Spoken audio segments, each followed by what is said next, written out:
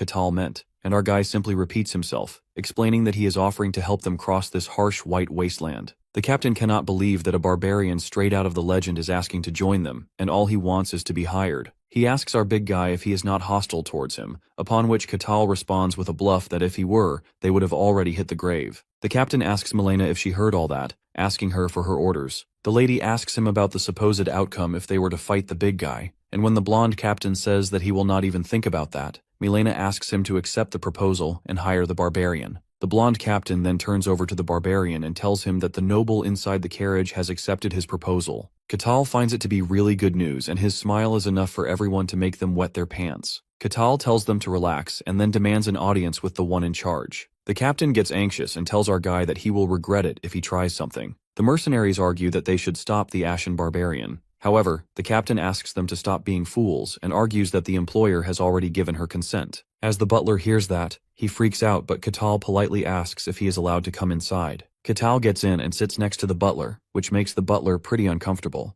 Our boy asks them to chill out, arguing that he has no intention of harming them at all. Lady Milena also appears to be a bit anxious, yet she warmly greets our guy. Katal mentions how warm it is inside and how it must be pretty hard to keep a place like this heated. Milena explains that magic is to blame for this, which gets the otaku lover pretty excited. Katal then tells her that the place is quite dangerous, and that there is only a slim chance that they could make it through alive, which is why he is offering to protect their lives. He also mentions that he has one condition, and just like that, the entire mood turns tense. Milena keeps herself calm and asks the guy what he wants. The barbarian smirks, and all he requests is knowledge of the world beyond these snowfields. Milena finds it pretty odd, and the barbarian makes it clear that it should not be a bad trade for her. Sweat slips down her face as she realizes she doesn't really have a choice and agrees to the proposal. The butler, however, does not seem to approve of this deal at all. Katal asks the lady about her name, and the lady gently introduces herself as a noble from the House of Akasha. Katal returns the favor and extends his gratitude for their little journey together. Back on Earth, he always dreamed of living in a fantasy world, and one day that wish weirdly came true. He somehow got isekai'd and woke up as one of those idiotic Ashen barbarians stranded on a snowfield. He never got the chance to figure out how it happened, since surviving in a freezing wasteland while fighting non-stop waves of tough monsters was already a nightmare on its own. To stay alive, he pulled those dumb barbarians together, formed a clan, and took the lead. Time flew without warning, and all his escape plans turned out to be useless. But everything changed one day when a system panel suddenly appeared, saying he could finally leave this frozen hell if he completed certain quests. From the very beginning, it felt like some invisible force was keeping him stuck here,